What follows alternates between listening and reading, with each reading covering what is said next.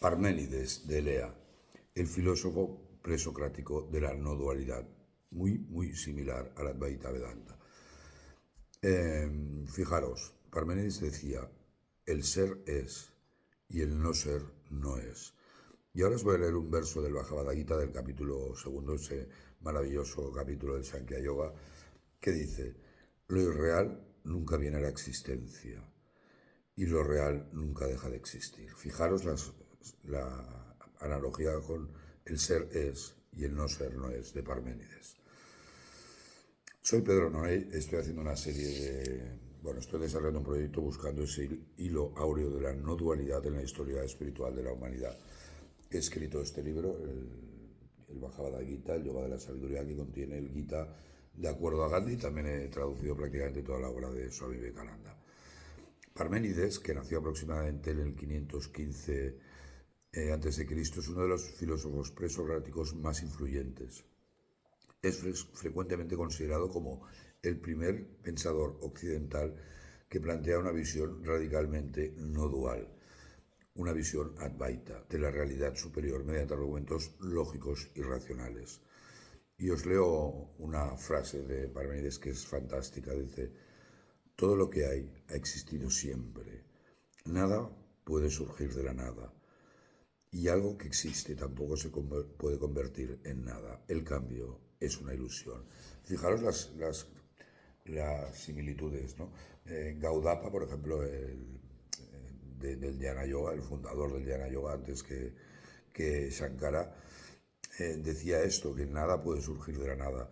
Y que hoy en día la física lo ha demostrado perfectamente.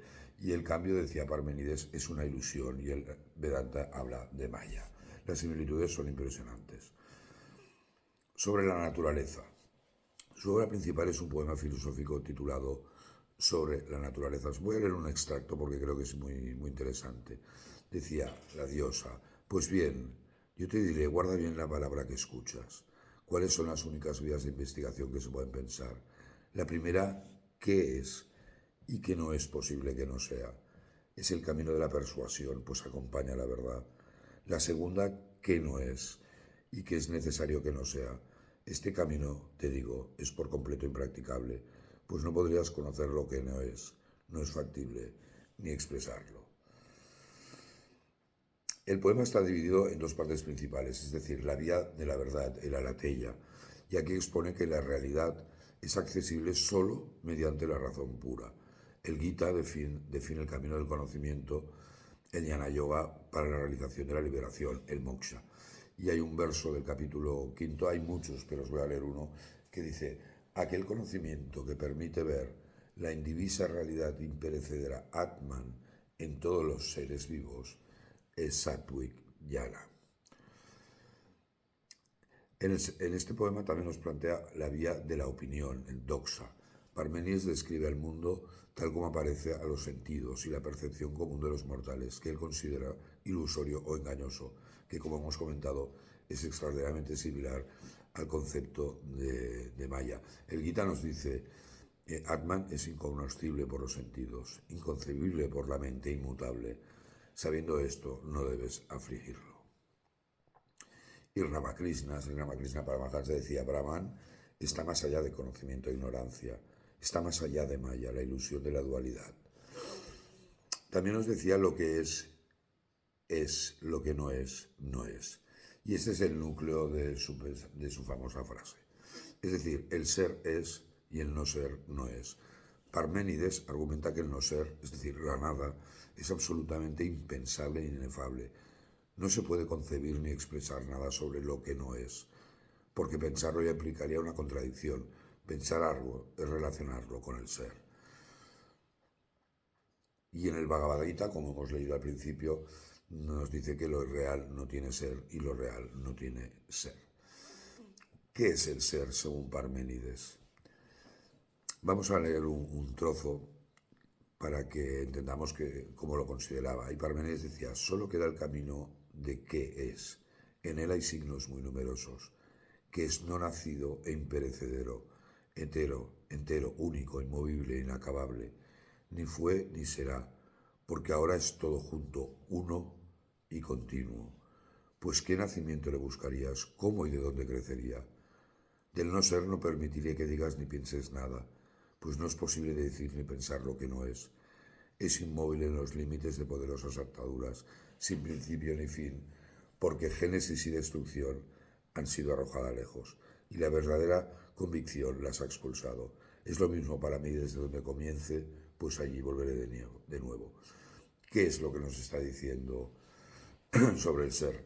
Dice, es eterno, sin principio ni fin, ni generación ni degeneración. Es exactamente igual que el Gita, en donde Krishna dice, Atman nunca nace ni nunca muere, ni habiendo sido nunca dejará de ser.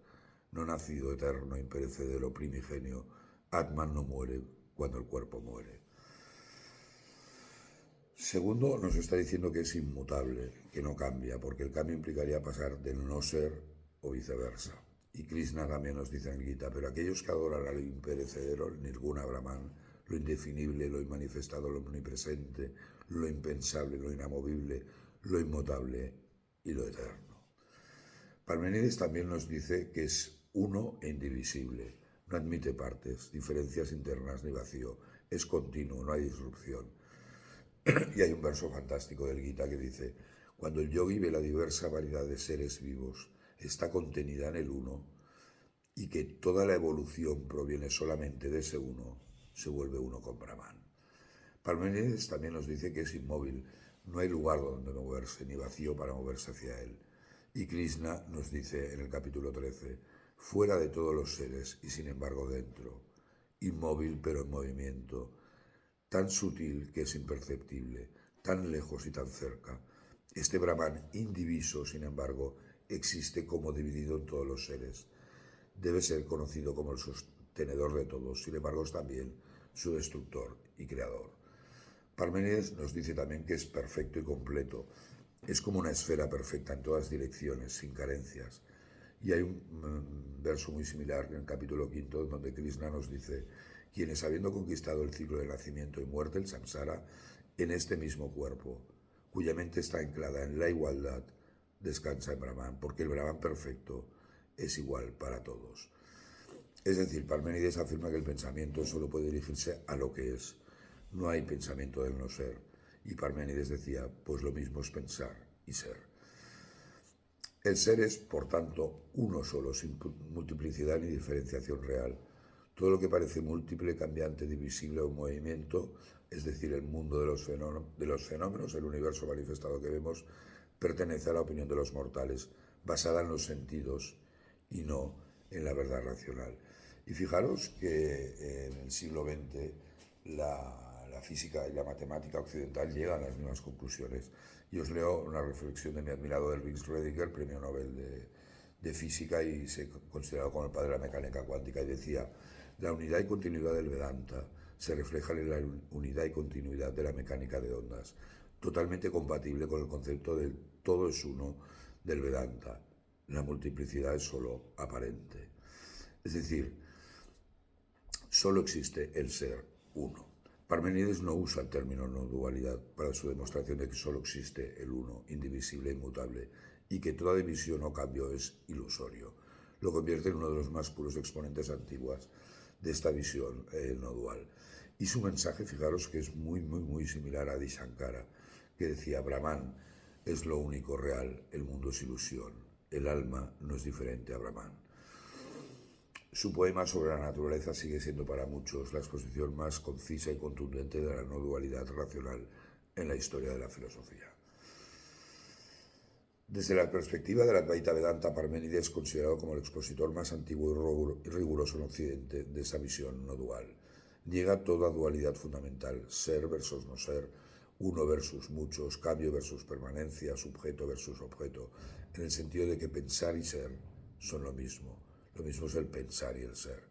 La aparente multiplicidad y separación es totalmente ilusoria. Es similar a como en el Advaita Vedanta, sobre todo nos lo explica en el Brihadraka Upanishad, el mundo fenoménico de Maya es una superposición ilusoria sobre el Brahman único y real. Varios autores contemporáneos, varios expertos, tanto en círculos de la no dualidad como de filosofía comparada, lo llaman explícitamente el filósofo presocrático de la no dualidad.